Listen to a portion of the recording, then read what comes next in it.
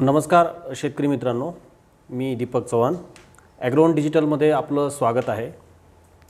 मित्रांनो, आज आपण प्राज इंडस्ट्रीज या पुण्यात मुख्यालय असलेल्या पण आंतरराष्ट्रीय स्तरावर काम करणाऱ्या कंपनीचे संस्थापक आणि कार्यकारी अध्यक्ष प्रमोद चौधरी सरांशी आपण बोलणार आहोत आणि विषय आहे इथेनॉलचं धोरण आणि त्या अनुषंगाने बदलणारी शेती. सर आपलं स्वागत आहे. नमस्कार. नमस्कार सर. प्राज इंडस्ट्रीज 83-84मध्ये स्थापन झालेली एक अशी ऑर्गनायझेशन आहे की आज 35 वर्षानंतर 70 देशांमध्ये तिचं कामकाज चालतं आहे आणि भारताला अभिमान वाटावा असं पायोनिरिंग असं मूलभूत काम आपल्या कंपनीने केलं आहे. तर सर्वप्रथम सर, या अनुषंगाने पहिला प्रश्न मी आपल्याला असं विचारेल की अलीकडेच एक बातमी आली आणि चीनसारख्या देशाने आपल्याकडनं 1 लाख टन मका आयात केला आणि त्यापासनं इथेनॉल तयार केलं. तर आपण का करू शकत नाही?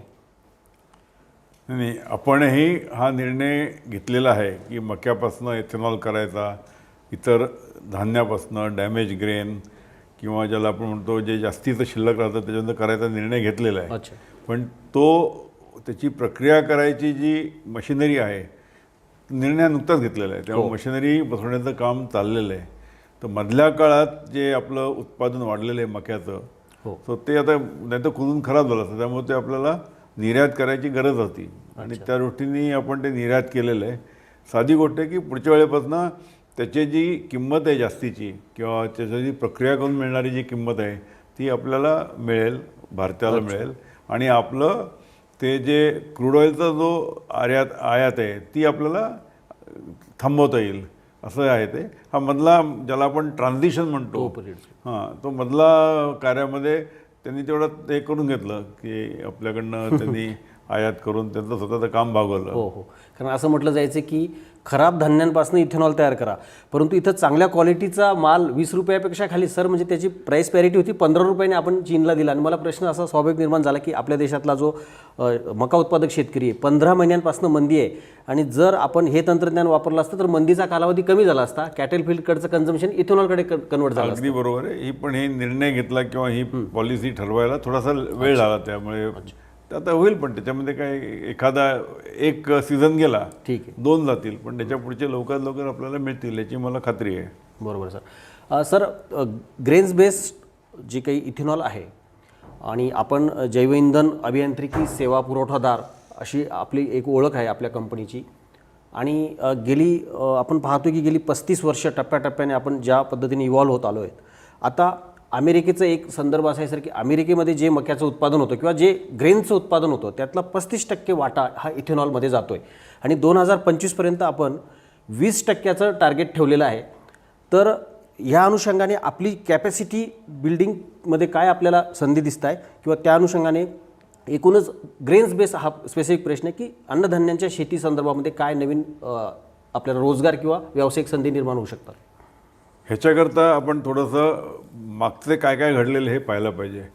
इथेनॉलची पॉलिसी ही 2003 साली आली आणि ती मळीपासनं इथेनॉल करायचं अशा पद्धतीने ती भारत सरकारने त्यावेळी ती ह्याच्यात आणली, वापरात आणली. कारण 1.5 वर्ष ते 5% इथेनॉल ब्लेंडिंग मळीपासनं घेऊन त्यांनी प्रयोग केले 3-4 डेपोमधनं, नंतर ते 5-6 राज्यामधनं आणि ते सक्सेसफुल झाल्यानंतर पण दुर्दैवाने मधल्या काळात ते थोडा विषय मागं पडला. अच्छा. आणि हा विषयाला पुन्हा चालना मिळाली ही आत्ता 14-15 सालानंतर की हे आपण करावं, राबवावं या दृष्टीने झालेलं आहे. आणि त्याच्यामध्ये मग हे वेगवेगळे मधल्या काळात जे काय त्यांनी नियमावली केली होती, जी पॉलिसी केली होती त्याच्यामध्ये खूप प्रगती होत गेली. मग मळीच्या मळीच्या बरोबर म्हणजे मोलासिस म्हणतात त्याला, त्याच्यानंतर त्यांनी डॅमेज ग्रेन, कारण काय होतं की मध्यंतरीच्या काळात फूड वर्सेस फ्युएल म्हणून एक वादविवाद झाला होता अमेरिकेसारख्या देशांमध्ये वगैरे. त्यामुळे भारत सरकारने थोडंसं काळजीपूर्वक पावलं उचलली आहेत की बाबा ह्याच्यामुळे काही असं फूड सिक्युरिटीचा मुद्दा उपस्थित होऊ नये. पण ज्या पद्धतीने हरित क्रांती होत गेली भारतामध्ये आणि जे उत्पादन वाढत गेलेलं आहे त्याच्यामध्ये मला वाटतं की बऱ्यापैकी आपण उंची गाठलेली आहे आणि त्यातनं जे सरप्लस धान्य तयार होते त्याला चांगला भाव मिळून देणं शेतकऱ्याला हे गरज आहे, काळाची गरज आहे. आता तुम्ही मक्याचं बोलताय, पण आता या छत्तीसगड आणि त्या भागामध्ये तांदळावरती खूप त्याला ते धान म्हणतात हो हो आणि त्याला सरप्लस झालेलं हो आहे. हो तर तिथं तांदळापासनं एथेनॉल करायचा हो त्यांनी पॉलिसी केलेली छत्तीसगड भागात. ज्याची मार्केट प्राइस बिलो 15 रुपये सुद्धा असते कधी कधी. येस 1300 रुपये क्विंटल किंवा हो, अशा पद्धतीने आहे ते. तर मला काय म्हणायचं की सर्वांगीण सगळीकडे हे आता वाढल्यामुळे आणि सरकारने ही आपली फ्युएल याचा मुद्दा काय होता की ह्याचा उपयोग काय झाला पाहिजे. हे उपयोग त्याचा ब्लेंडिंगमध्ये झाला पाहिजे. मग हे सगळी पूर्ण याला आमच्या भाषेत आम्ही त्याला इकोसिस्टम म्हणतो की तयार होणं शेतामध्ये त्याचं उत्पादन आहे ते वापर होणे त्याच्या प्रक्रिया करून आणि त्याचा पुढं वापर होणे इंधन म्हणून अशी जी सायकल आहे कम्प्लिटली. आणि तेवढंच नाही तर त्याच्यानंतर इंधन करून झाल्यानंतर जे शिल्लक राहतं त्याच्यापासून गुरांचं खाद्य हो हो कॅटल फीड म्हणजे अशा पद्धतीने ह्याची प्रत्येक गोष्ट ही वापरात येऊ शकते आणि त्याचा सगळ्यालाच फायदा होऊ शकतो आणि शेतकऱ्याला 2 पैसे जास्त मिळू शकतो. अगदी. म्हणजे तुम्ही तुमच्या एका लेखात पण म्हटलं होतं की ग्रेन्स पासनं बायोफ्युल काढल्यानंतर आता DDGS जसं US मध्ये आपण यूज करतो तसं ते अगदी. म्हणजे एकाच वेळेला सर अशी परिस्थिती दिसते की आपल्याकडे ग्रेनचे सरप्लस आहेत आणि आपल्याकडे ऑइलचा पण म्हणजे क्रूड ऑइलचा पण इम्पोर्ट वाढतोय. 80% आपण इम्पोर्ट करतो. ही विसंगती त्यातनं तुम्ही जो मुद्दा मांडला की आपण म्हणजे तुम्ही जो मुद्दा मांडता त्यातनं असं आपण पुढे जाऊ शकतो की आपण DDGS किंवा प्रोटीन बेस्ड मिल ह्या एक्सपोर्ट पण करू शकतो ऑइल काढल्यानंतर. अगदी अगदी बरोबर आहे. आणि आणि याच्यामध्ये पुढचा आमचा एक मुद्दा आहे किंवा आमचे प्रयत्न चालू आहेत की आपलं हे GM नाही आहे. हो जेनेटिकली नॉन GM टाईपचं आपलं धान्य आहे. तर त्या ह्याच्यातनं आपण इव्हन ह्युमनचं प्रोटीन तयार करू शकतो का ह्याच्यावरती आमचं संशोधन चाललेलं आहे. कारण प्रोटीनची गरज खूप आहे आपल्याकडच्या लोकसंख्येला. जे प्रोटीन आहे हे स्वस्तात कसं निर्माण होऊ शकेल मुलांसाठी किंवा प्रौढांसाठी ह्याच्यावरती पण आपण संशोधन करतोय. कारण GM नाही आहे त्याचा काहीतरी फायदा करून घेतला पाहिजे. बरोबर सर. तुम्ही आपल्याकडे प्रोटीन मॉलन्यूट्रिशन इतकं आहे की जागतिक आरोग्य संघटनेच्या अहवालाप्रमाणे वजनाप्रमाणे 1 किलो वजनाला 1 ग्रॅम प्रोटीन तर पण आपण अर्धच खातोय म्हणजे अर्धच ग्रॅम मिळतोय. अगदी हा मुद्दा त्या दृष्टीने पण म्हणजे ह्युमन फूडच्या दृष्टीने पण महत्त्वाचा आहे. क्रांतिकारक होईल असं माझं मत आहे. आमच्या संशोधन चाललेलं आहे आमच्या R&D मध्ये संशोधन केंद्रामध्ये आणि त्यातलं चेकिंग टेस्टिंग पण करतो आपण काही संस्थांमधनं. बघू 1 वर्ष 1.5 वर्षात आपल्या हाताला यश मिळेल असं अपेक्षा आहे आम्हाला. बरोबर सर. GMचा तुम्ही उल्लेख केला म्हणून एक प्रश्न असा विचारतो. एक सिनियर एंटरप्रेन्योर आहात तुम्ही तर आपल्याकडे जर फक्त बायोफ्युलसाठी जर आपण GM धान्याला अलाव केलं तर चालणार आहे का? हा विषय वारंवार टच होतोय आणि होतोय पण ह्याच्यामध्ये असं आहे की ते GM झाल्यानंतर आता एक पॉलिसी केली. युरोप देखील GM वापरत नाही आहे. GM किंवा GM होतं आणि आपण जर ते केलं आणि समजा ते स्ट्रिक्टली फॉलो नाही झालं. अच्छा. हा एक मुद्दा राहू शकतो, इश्यू होऊ शकतो की ते मिक्सअप होऊ शकतं किंवा त्यातनं जे आणि GMचे जे आत्तापर्यंत जे कंप्लेंट्स आहेत की तक्रारी आहेत की त्या लगेच दिसत नाहीत. त्या काही वर्षानंतर दिसू शकतात. अच्छा. आणि म्हणून तो जो भाग आहे तो कुठेतरी लक्षात ठेवावा लागतो. पण वैयक्तिक मत म्हणाल तर मला वाटतं या जगाच्या बरोबरीने आपल्याला जायचं असेल आणि आपल्याकडे जी लोकसंख्या आहे त्याच्यासाठी जर आपल्याला पुढं तजवीज करायची असेल तर आज ना उद्या आपल्याला GMसाठी अगदीच जावं लागेल. आणि इंडस्ट्रीयल प्रोडक्टसारख्या BT कॉटनला आपण बऱ्यापैकी सक्सेस मिळाले. आता तिथं कसं होतं की ते इंडस्ट्रीयल प्रोडक्शन होतं. सो त्या पद्धतीने ही जी क्रॉप्स आहेत ही इंडस्ट्रीयल क्रॉप्स म्हणून जर आपण अगदीच पाहायला लागलो किंवा विषयाचं नाव असं आहे की इंडस्ट्रियल बायोटेक्नॉलॉजी. अगदी. अच्छा. नॉर्मल ॲग्री बायोटेक नाही, ही इंडस्ट्रियल बायोटेक्नॉलॉजी आहे की ज्याच्यावरती मोठ्या मोठ्या प्रमाणात उत्पादन होऊ शकतं आणि एक इंडस्ट्रीयल प्रोडक्शनचा त्याला आपण अँगल देऊ शकतो. बरोबर सर. आणि मग हाही मुद्दा चर्चेत येतो की मराठवाड्यासारख्या ठिकाणी जिथं लँड होल्डिंग जास्त आहे तिथं आपण कंपार्ट करू शकतो असे की तिथेच ही पिकं घ्यावीत. हां अशा पद्धतीने होऊ शकेल. पण हे सगळं त्याची जी यंत्रणा आहे ही व्यवस्थित राबवली पाहिजे. त्याच्यात कुठे शॉर्टकट होता कामा नये. अच्छा. कारण नाही तर मग नंतर त्याला तेच कारण होऊ शकेल आणि मग सगळ्यांची तारांबळ उडू शकेल. अच्छा. नाही हा खरोखर कंप्लायन्सचा मुद्दा आहे कारण US मध्ये त्यांच्याकडे जमिनी लँड होल्डिंग खूप मोठी आहे त्यामुळे स्ट्रेचेस ऑफ लँड अक्षरशः म्हणजे तिथं तो म्हणजे आहे ना की बाबा ते लँडमध्ये शिरल्यानंतर 3 किलोमीटर बाहेर नंतर मग ते लँड संपते किंवा अशा प्रकारचं असतं. मेकॅनाइज सगळं असतं. आपल्याला तशी स्थिती आणि आता शक्य नाही कारण लँड हे डेफिनेट आहे. त्यांचं एक गाव एक शेतकरी म्हणजे आपल्याकडचं एक गाव आणि त्यांचा एक शेतकरी 2-2, म्हणजे 3-3 हजार त्याच्याशी हेक्टर तुलना करूच नाही आपण, करू शकत आपण. त्यांच्याशी नाही येऊन ब्राझीलमध्ये पण थोडीफार आपण करू शकत नाही, कारण तिथे पण लँड म्हणजे लोकसंख्या आणि ओव्हरऑल लँड याचे रेशोज सगळे वेगळे आहेत आपल्यापेक्षा. बरोबर. सर हा विषय ज्या वेळेला खास करून 2018 नंतर आणि यावर्षी नोटिफिकेशन आलं, तुम्ही राईटली म्हटलं की 2003 पासून ते 18 पर्यंत किंवा 14-15 पर्यंत मी म्हणेन की स्लो चाललं होतं सगळं. 15ला या सरकारने बायोफ्युएल डे अच्छा आणि मग तो पहिला बायोफ्युएल डे झाला दिल्लीमध्ये, दुसरा बायोफ्युएल डे पुण्यात झाला. आपली महत्त्वाची गोष्ट की पुण्यामध्ये झाला तो बालेवाडीमध्ये, आणि मग त्यानंतर दरवर्षी होतो ऑगस्ट महिन्यात तो 10 ऑगस्टला.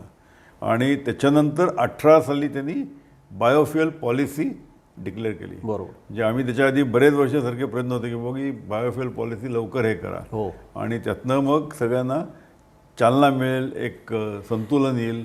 तर ती 18 साली बाहेर पडली. आणि मला वाटतं इंटरेस्ट सबसिडी पण त्याच्यानंतर मग एका पाठोपाठ म्हणजे सब पॉलिसीज तर खूपच आल्या. इंटरेस्ट सबसिडी आली, किंवा आता नवीन जी आली ती ट्राय पार्टी ॲग्रीमेंट, अच्छा. की एथेनॉलचा प्रोड्युसर, बँका आणि ऑइल कंपन्या हे तिघांनी मिळून ॲग्रीमेंट हे करायचं. म्हणजे आता खूपच त्याला हे झालेलं आहे की चालना मिळालेली सगळी. सर याच अनुषंगाने जे काही वातावरण आता तयार झाले, मी आपल्याशी बोलणार म्हणून मी माझ्या एका खास शेतकरी मित्राशी बोललो जो कोल एंटरप्रेनर आहे मराठवाड्यामध्ये. त्याने असं मला सांगितलं की सरांना असं विचारा की मिनिमम स्केलचे इथेनॉलचे प्रोजेक्ट ग्रेन्स बेस्ड आमच्या शेतकरी कंपन्या किंवा लहान एंटरप्रेनरसाठी आहेत का? थोडंसं अवघड आहे, करण्याचं उत्तर म्हणजे नाही आहे शक्य. म्हणजे हां, कारण लहान म्हणजे किती लहान होतं. तर एकच आहे की याची कोणती तर मोड बांधली अच्छा की 2-4 शेतकरी, 10 शेतकरी. आता मिनिमम कपॅसिटी आम्ही जी पाहतोय, पूर्वी 30,000 लिटर पर डे, आणि त्या 30,000 लिटर हे करायला जवळ सुमारे 600 टन क्रशिंग किंवा माल पाहिजे धान्याचा. आणि मग तेवढं जर ते एक दिवसाला, तर त्याच्यातनं एका शेतकऱ्याकडे किंवा 4 शेतकरी किंवा 10 शेतकरी. तर माझ्या मते असं आहे की नाही म्हटलं तरी सहकारी संस्थेचं मॉडेल जे आहे ते होऊ शकेल. अच्छा. आणि आता नव्यानं फार्मर प्रोड्युसर कंपन्यांचं मॉडेल फार्मर प्रोड्युसर कंपनी त्याने होऊ शकतं, त्याने होऊ शकेल, किंवा त्यांनी एकत्र येऊन हे केलं आणि जी प्रोसेसिंग मशिनरी आहे ही सेंट्रली लावली एका ह्याच्यावरती, आणि हे डिसेंट्रलाइज प्रोडक्शन जे आहे तिथं दिलं, तर त्यातनं होऊ शकेल. आणि सिमिलर की बाबा ह्याच्यातनं जे उत्पन्न मिळेल किंवा नफा मिळेल तो वाटून घ्यायचा परत त्याचा परचेस प्राईस, जे पूर्वीचं जे मॉडेल आहे सहकाराचं. हा सहकाराचं. पण हे नाही म्हटलं तरी ह्या प्रोजेक्टला 100-125 कोटी लागतात. हां, त्या सगळ्या गोष्टी आल्या, को प्रोडक्ट्स आली. आणि तर दुसरं जे एक आत्ता वापर सुरू झाला आहे तो म्हणजे ह्याच्यापासनं, म्हणजे बायोमासपासनं. अच्छा बायोमासपासनं बायोगॅस. अच्छा. आणि बायोगॅसलाही सरकारने पद्धत बांधून घेतलेली आहे सगळ्याची. तर या दोन्ही गोष्टीची पॉसिबिलिटी आहे.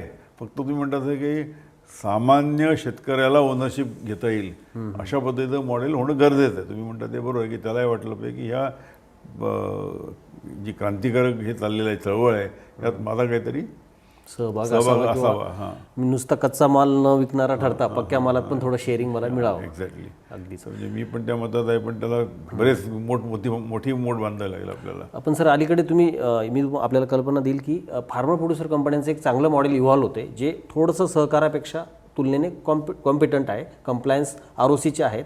आणि अशी एक शक्यता आहे की ह्या टप्प्यापर्यंत ते जाऊ शकतील, कारण काही FPCची आजची सेल्स 250 कोटीपर्यंत गेला आहे. अशा महाराष्ट्रात 2-3 FPC आहेत की त्यांनी 100 कोटीचा मार्क पार केला आहे. त्यामुळे नक्कीच मला ते म्हणजे स्टडी करायला आवडेल, त्याचा अभ्यास करून त्यातनं कशा पद्धतीने होऊ शकतं. पण सगळ्यात महत्त्वाची गोष्ट आहे की सगळ्यांनी एकत्र येऊन तो माल तयार करून, याचं काय की धान्यातलं एक ॲडव्हान्टेज, त्याचा फायदा असा आहे की जसं ऊसाचा आहे की ऊस हा उभा झाला की लगेच तो थोड्या वेळात कापून क्रश करावा लागतो. धान्याचं असं नाही, धान्य टिकून राहू शकतं. हो, आणि 2-2 वर्ष, करेक्ट, 1.5 वर्ष सायलोजमध्ये. हां, करेक्ट. तर ते आहे, तो फार मोठा फायदा आहे. म्हणजे जो बफर स्टॉक जो आहे तो त्याच्यात जर त्यांनी ॲड केला आणि त्यातनं ते जे ड्रॉ करत गेले तर मग ते प्रोडक्शन बऱ्यापैकी लाईनअप होऊ शकेल. आणि सर दारिद्र्य हटायला पण मदत होईल, कारण आपण पॅनिक सेलिंग करतो आणि ते कोणीतरी सेफ हँड्समध्ये जातं, म्हणजे फार्मरला बेनिफिट मिळत नाही. तर हे जे आहे ते कलेक्शन करून सायलोमध्ये स्टोअर करून आणि मग प्रोसेसिंग प्लांट जो आहे, तर मला वाटतं असं होऊ शकेल.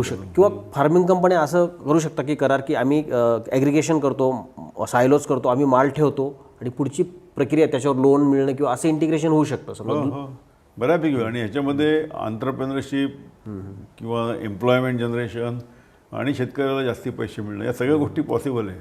फक्त ही क्रिएटिव्ह प्रोसेस कोण राबवेल अच्छा, हे बघायला Initiative कोण पाहिजे. करेल? हां, हां, पुढाकार हा महत्त्वाचा मुद्दा आहे. एंटरप्रेन्युअल इंटरव्हेन्शन पाहिजे हां, असं तुम्ही पाहिजे, नक्कीच पाहिजे ते. कारण आत्ता जे झाले फक्त ते उसाच्या बाबतीत थोडंफार झालेलं आहे, पण त्याच्यात सुद्धा बरेच सेटबॅक झालेले आहेत. अच्छा. बरेच कोऑपरेटिव्ह शुगर फॅक्टरीजना त्रास झालेला आहे किंवा त्या टिकू नाही शकलेल्या. एक सर प्रश्न असा आहे की प्राज इंडस्ट्रीच्या बाबतीत असं म्हटलं जातं की खूप एंटरप्रेन्योर तयार केले, आणि हा प्रश्न असा आहे की आता जे काही पुढच्या टप्प्यात जे काही धोरण होतील ग्रेन्स बेस, कारण आपली प्रॉडक्टिव्हिटी वाढत जाणार आहे, आपल्याकडे सरप्लस वाढत जाणार आहे, त्या अनुषंगाने सर आपली ही जी इंडस्ट्री आहे सगळी ग्रेन्स बेस किंवा शेतमाल वर आधारित असलेली बायोफ्युएलची इंडस्ट्री आहे, तर त्यासाठी नोकऱ्या, त्या क्षेत्रामध्ये नोकऱ्या किती निर्माण होतील आणि त्यासाठी कुठले स्किल शिकले पाहिजे, विशेषतः महाराष्ट्रीयन किंवा भारतीय लोकांना? आपलं जे ह्याचं जे मॉडेल आहे बायोफ्युएलचं, आता त्या मॉडेलला बायोफ्युएलचे पडून लोक बायो एनर्जीचं मॉडेल म्हणतात. अच्छा. त्याच्यामध्ये बऱ्याच गोष्टी होऊ शकतात बायो एनर्जीमध्ये. आता उदाहरणार्थ कसं की एथेनॉल झालं किंवा बायोगॅस झाला जो CNGमध्ये मिक्स करता येतो, अच्छा. किंवा त्याच्यापासून जे स्टार्च तयार होतं त्याच्यापासून केमिकल्स तयार करता येतात. अच्छा. असे वेगवेगळे प्रकारचे पदार्थ होऊ शकतात. आणि मी थोडासा वेगळा एक विषय सांगू शकतो की जो क्लायमेट चेंजमुळे जे चाललेलं आहे की कार्बन सेव्हिंग करायचं आहे, तर त्या दृष्टीने हे जे आहेत स्टार्च बेस्ड फीडस्टॉक किंवा रॉ मटेरियल त्याचा खूप महत्त्व आहे. अच्छा. आत्ता जे सीझन उलटे पालटे होत आहेत सगळे, आणि युरोपला पण फटका बसतोय, आपल्याकडे फटका बसतो, याला एक क्लायमेट चेंजचं शाप येतो एक प्रकारचा. तर तो जर हँडल करायचा असेल तर ह्या गोष्टी वाढवल्या पाहिजेत.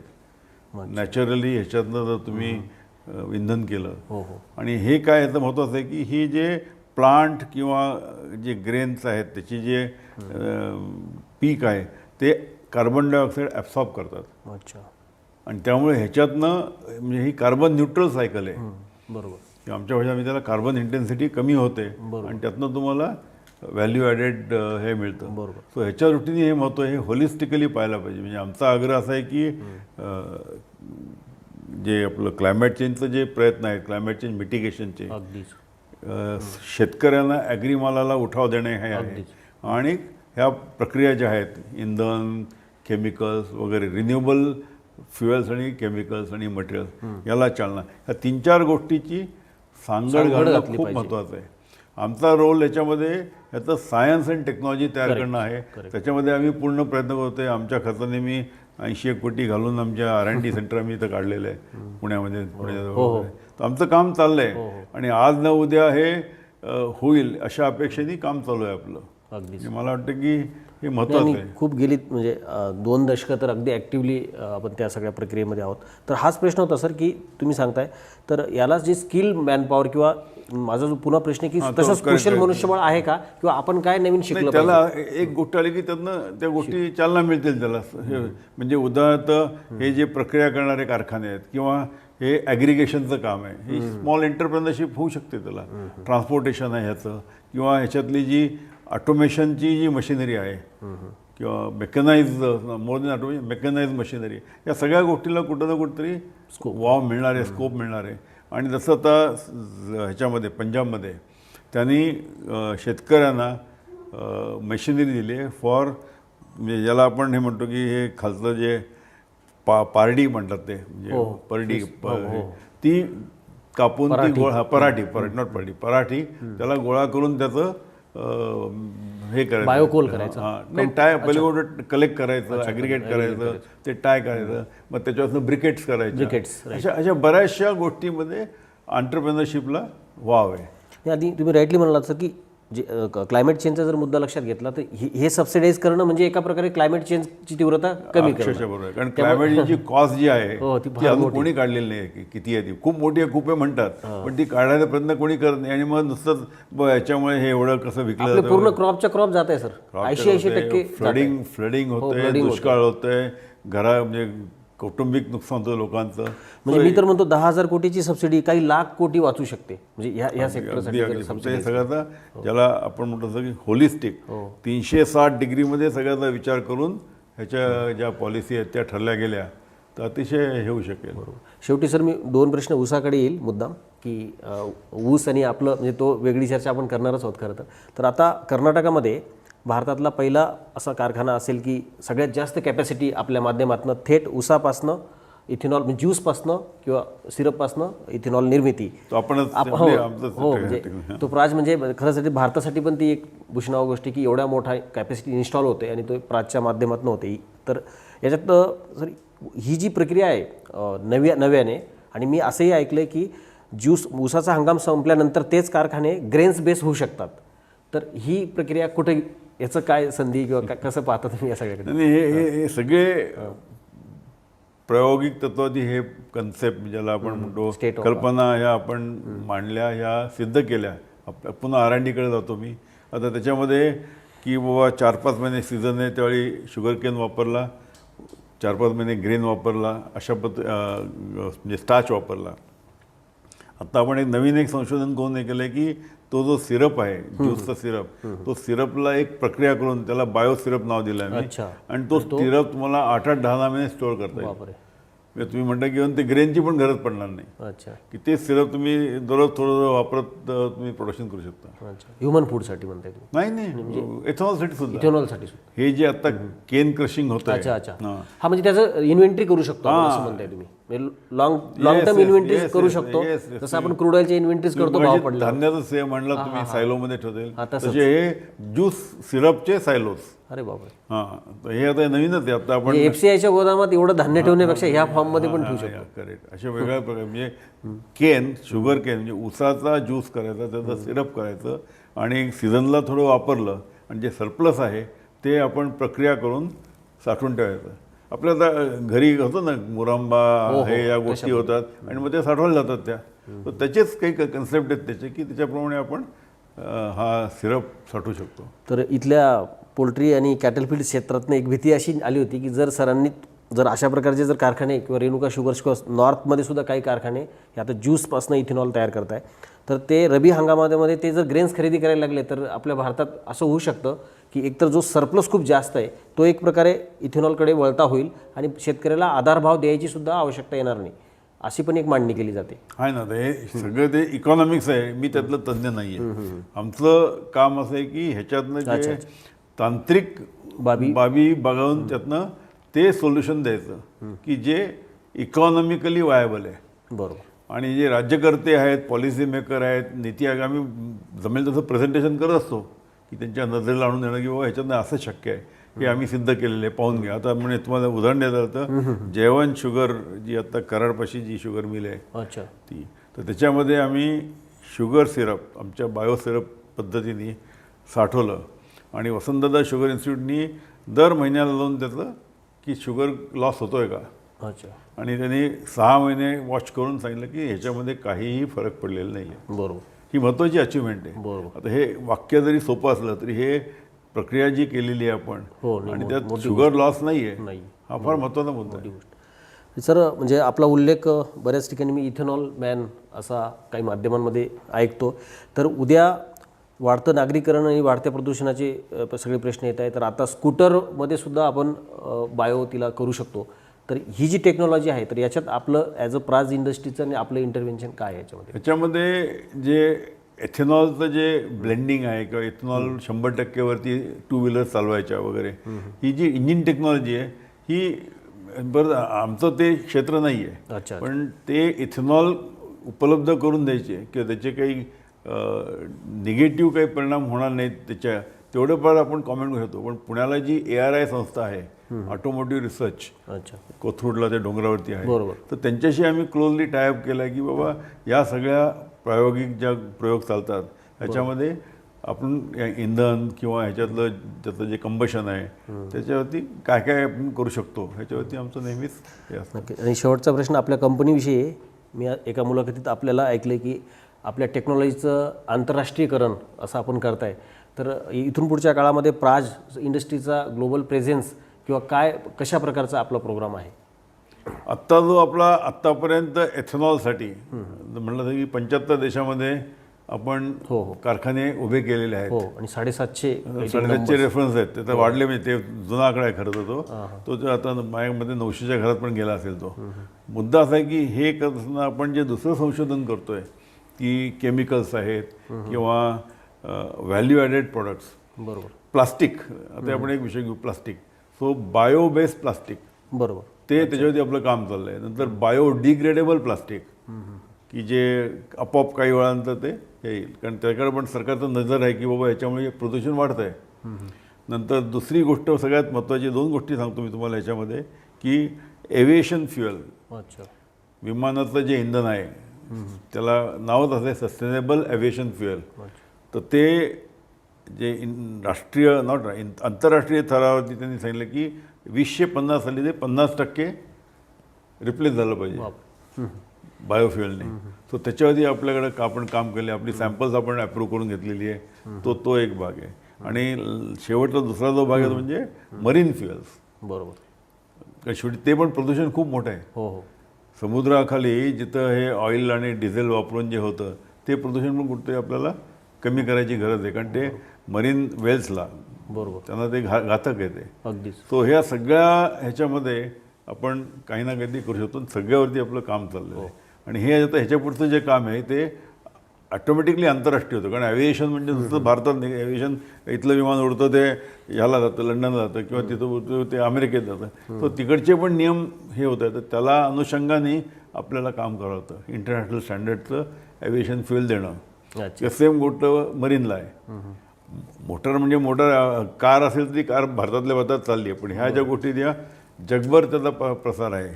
बरोबर. सो त्या दृष्टीने आपलं सगळं प्रयत्न चालू आहेत. नक्कीच सर. शेवटचा फक्त यासाठी मला ऐकायला आवडेल आपल्याकडनं की भारताला ह्या सगळ्या प्रक्रियांकडे क्रूड ऑइलच्या प्राइसेस भाग पाडतील जायला, की आपल्याकडचं पॉलिटिकल एन्व्हायरमेंट तेवढं सक्षम आहे या सगळ्या गोष्टी पुढून यायला? ऑइलची किंमत हा एक भाग झाला बरं का. ह्या ज्या मी गोष्टी आणतो की मगाशी मग मुद्दा काढला तुम्ही तो थोडासा तुमच्या, की क्लायमेट चेंजचं होणारं नुकसान. जसं पूर्वी म्हणायचे की ऑइलची किंमत कमी राहायची, त्या ऑइलच्या किमतीला मिडल ईस्टमध्ये शांतता बाळगायला अमेरिका किती खर्च करायची. तुम्ही कधी लोड केले ते प्रत्येक बॅरलवरती? जेव्हा $40-50 बॅरल होतं त्यावेळी जी पीस ठेवण्यासाठी जे करायचे इराण, इराक, सौदीमध्ये किंवा फौजफाटा लावून, त्याची किंमत तो पर बॅरलची तुम्ही लोड केली तर ती $200-200 असायची. मग ते कधी तुम्ही लक्षात नाही घेतलं. तसंच हे क्लायमेट चेंजची जी कॉस्ट आहे, हिडन कॉस्ट आहे, तो निकष कुठेतरी पाहायला हवा आपण. की ऑइलची किंमत वाढली म्हणून फक्त बायोफ्युएलच नाही, तर बायोफ्युएलमुळे शेतकऱ्याचं हे आहे ते सोशल ॲडव्हान्टेज आहे, क्लायमेटसाठी. म्हणजे मी माझ्या मते, म्हणजे आता मी त्याचा खूपच प्रवक्ता असल्यामुळे मी म्हणतो की हे वंडरफुल मटेरियल इट इज, की it can really work on number of dimensions. अगदीच. तर त्यामुळे माझ्यामध्ये आपल्या शेतकऱ्यांनी किंवा आपल्या यांनी अवश्य लक्ष घालावं. कशी बिझनेस मॉडेल कशी तयार होतील ह्याच्यावरती थोडाफार विचार करावा काही त्यातल्या जाणकारांनी. आणि कदाचित आमच्याकडनं काही मदत झाली तर आम्ही पण अवश्य करू. नक्कीच सर.